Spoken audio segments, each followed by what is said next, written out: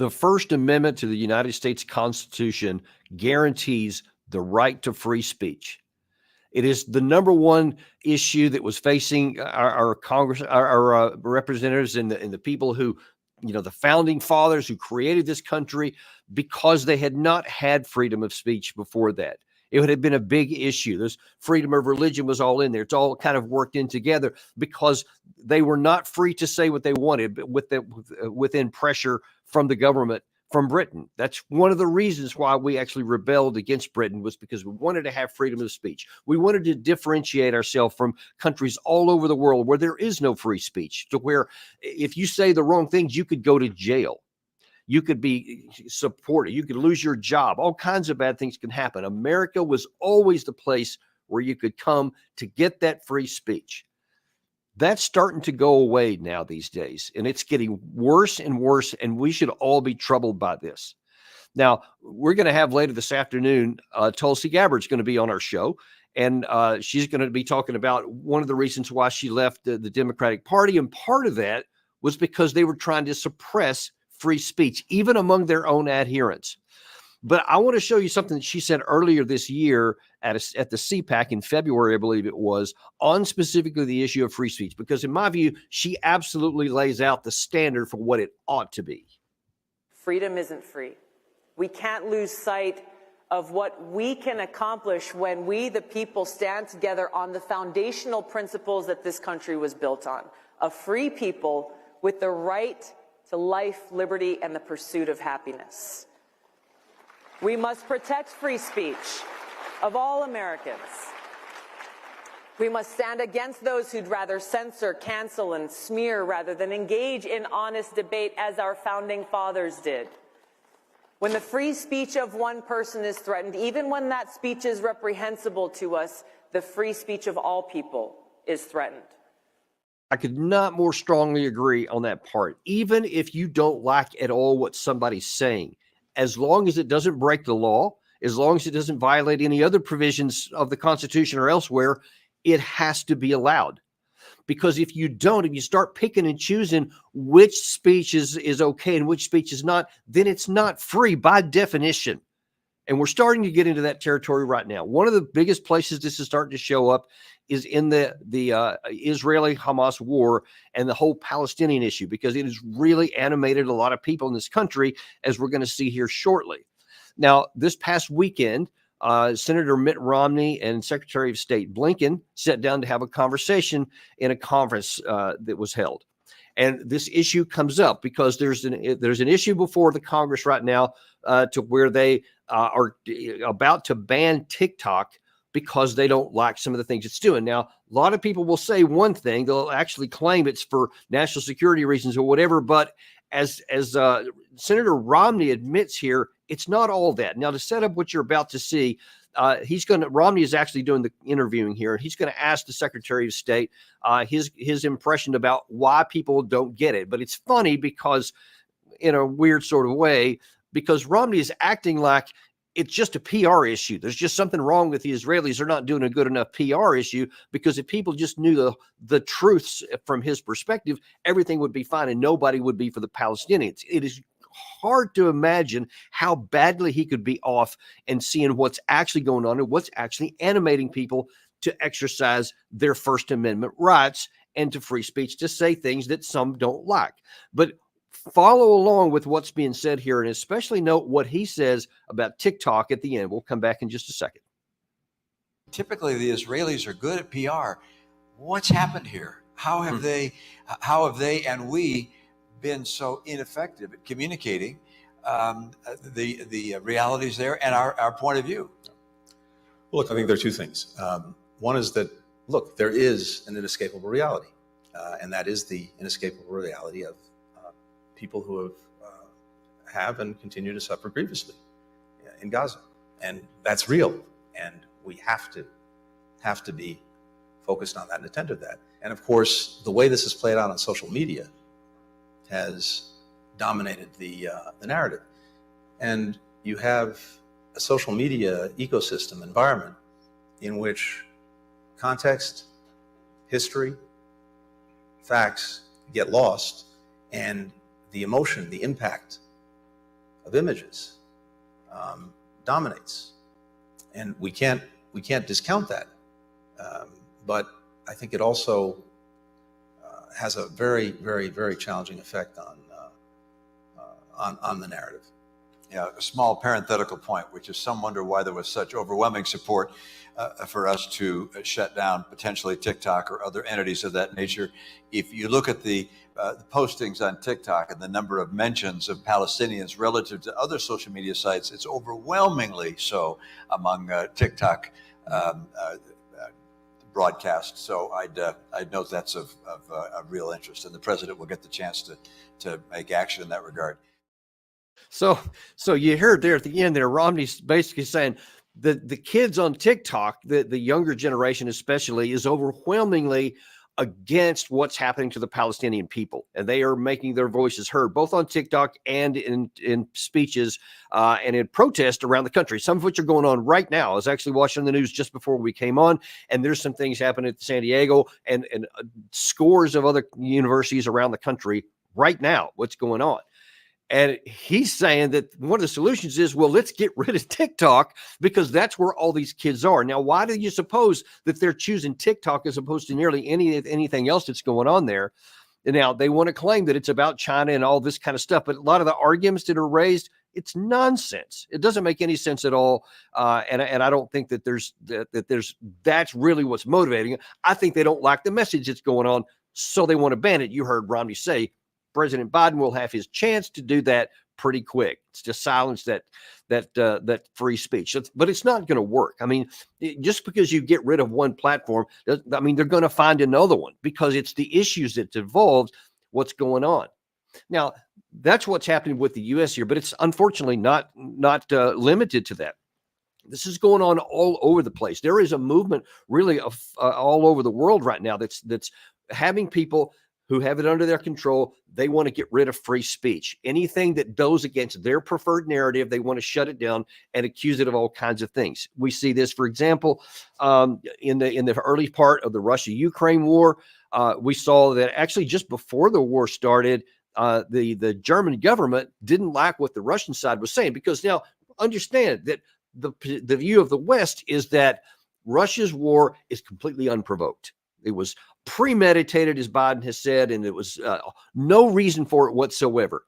Russia has a little bit different view. They'll say, no, it has a lot to do with what you guys have done since 2008. You've been advancing NATO to our border. We've been telling you not to do it. You say you're going to do it anyway.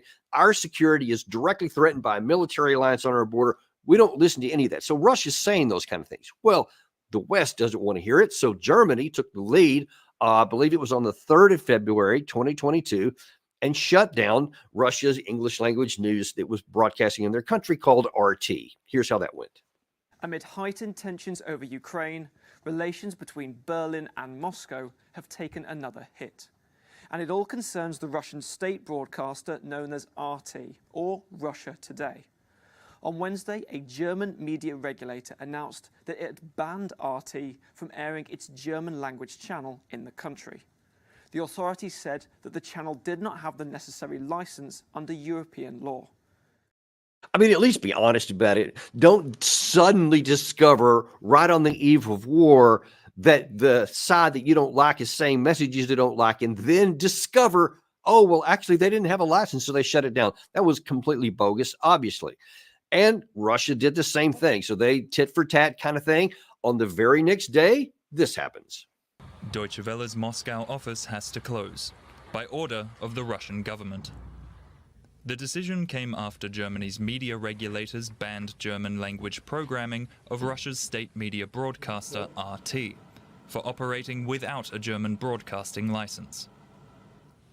DW's Director General, Peter Limburg, called the Russian government's decision a disappointment and a total overreaction. Yeah, a total overreaction. We want to be able to ban your stuff so nobody gets your point of view, and we want you to keep our line open so we can keep on giving our propaganda on your side so that our view gets out there and yours doesn't. What could be more natural? How unreasonable for Russia not to play along with that? You see how absurd these things are. And of course, this is not to defend Russia. They've also shut down all kinds of other opposition media themselves. I mean, they're terribly egregiously violating this issue and shutting down free speech left and right. Anybody that doesn't say things that the Kremlin likes, or at least that they can't control. But then, see, we also say those darn evil Russians, they're terrible at this kind of stuff because Putin's done all that stuff. But of course, we're fighting for democracy. I've heard that until I'm just almost nauseous from this whole thing. The Ukraine side is the standard bearers of democracy. And in fact, they're fighting for all of democracy, as Senator Schumer has said. This is an existential fight between democracy and autocracy, so they say. But then you have on the Ukraine side that the government is also shutting down many things, as Tulsi Gabbard also pointed out here in an earlier post. In Ukraine, President Zelensky has already taken complete control of the media. He has outlawed his political opposition parties, and he has banned the second largest Orthodox Christian church. So it goes far beyond. They are literally shutting down all dissent of anything they don't want, whether it's the media, political parties, or even religious entities that they don't like. So there are no good guys here, folks. This is just something that's going on, and it's freedom of speech is getting suppressed all across the board. And it's just, that's just how the things are falling right now. And it's not good for anybody, because one of the reasons this channel exists and is that we want the truth to get out there. And sometimes I give people the mic here that you might not like, some that aren't on your side, and vice versa. When some of the other people who are on your side, when we have other guests, they don't like it. But what we're after is not just an echo chamber that whatever you already believe, we're going to reinforce it. But we want people to think. We want people to see there's more than one view on things. We want different people to talk so that we have freedom of speech, so that you have the benefit to hear different points of view. Then you can come to whatever view you want to do. No one's going to tell you how to think. You get the opportunity on this channel, and why we will continue to exist, why we say we're unintimidated and uncompromised to bring you the ground truth. Then you get to make your choice, even if it's different than I would come to. Even if you have a different conclusion, we're going to put this stuff out there. Like when we put the debate that John Mearsheimer and I had last month in New York in front of the Council on Foreign Relations. We put the whole debate up there so that you can see what the other side says as well, even if you disagree with it. We put that out there. That is so important. But when we try to start banning things, it just never works out. And look, there's when we get back again to this issue I started off with, talking about these protests that are going on right now at college campuses and other places all around the country. A few weeks back, Senator Tom Cotton was asked to talk about on television about a protest that was going on at that point on this Golden Gate Bridge. And he went on there to say, well, some things that I find a little bit reprehensible, and see if you see anything in here about free speech. I agree with you that you have to get to these criminals early. If something like this happened in Arkansas on a bridge there, let's just say I think there'd be a lot of very wet criminals that have been tossed overboard, not by law enforcement, but by the people whose road they're blocking. If they glued their hands to a car or the pavement, well, probably pretty painful to have their skin ripped off. But I think that's the way we'd handle it in Arkansas. And I would encourage most people anywhere that get stuck behind criminals like this who are trying to block traffic to take matters in their own hands. There's only usually a few of them, and there's a lot of people being inconvenienced. It's time to put an end to this nonsense. You know, just exactly what Tom Cotton thinks free speech is. I mean, you saw the images on the screen there while he was talking are people just on a bridge with the thing that says, I think, free Palestinians, so that they're not being killed. That was all it was out. There wasn't violence. They weren't doing anything to anybody. They were being an inconvenience for sure. But that's what free speech is all about, is to bring notice to an issue that you find that's important to you. And look, they were cleared off the bridge. If they were civil disobedience, which of course Martin Luther King was all about that. That's what he used to do it. Also, he used his free speech, and those things were worked out the way without violence here. But you see that To the contrary, in contrast to that people who were doing civil disobedience, you had a U.S. senator, an active U.S. senator advocating violence against people exercising their First Amendment rights. That's just incomprehensible to me, how that didn't get a huge backlash. That he's actually saying that they should throw them off the bridge, that they should rip the skin off their hand if they glue themselves to something, and because they're supportive.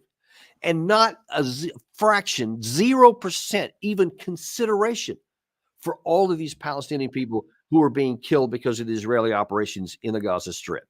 No sympathy whatsoever. It's like they don't even exist. He could care less. And that is the nature of some of our politicians today. But you see, like I say, this is going on all over the place.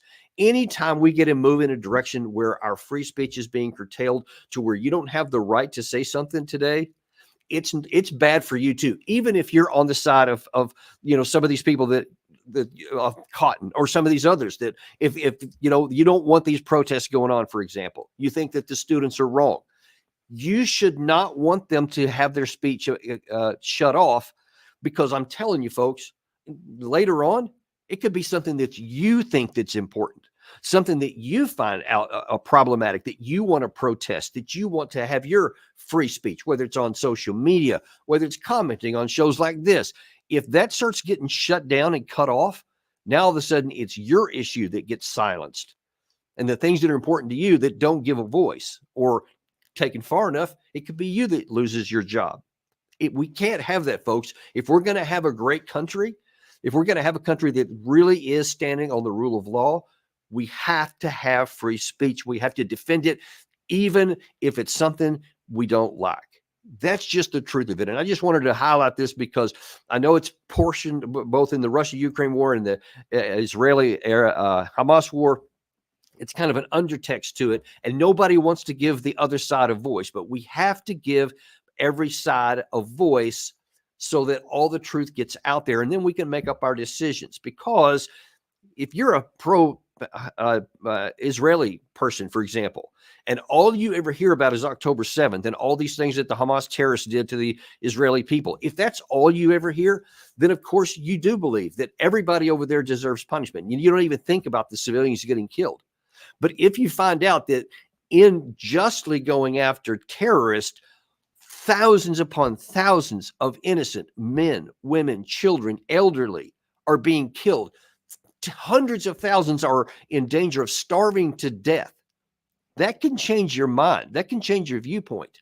But if that dissent gets cut off, and if no one even hears that side of the story, then those people could continue to die in large numbers. People that you may otherwise actually care about just as a normal human being. That's the actual cost of shutting down free speech, and why I'm so adamantly in defense of it, regardless of anybody's opinion on whatever the matter is. Everybody's voice needs to be heard so that we can prevent some of these things. Thank you very much. And listen, we ask you to come back here in about a half an hour. We're going to have Doug McGregor on. He's going to be talking about what's going on in the Russian war, because look, there's some things happening here. There's been some events even over the weekend you may not be aware of that could really impact where this war's going. Doug's going to tell us all about that at 1 o'clock p.m. today. And we'll see you back here on Daniel Davis Deep Dive.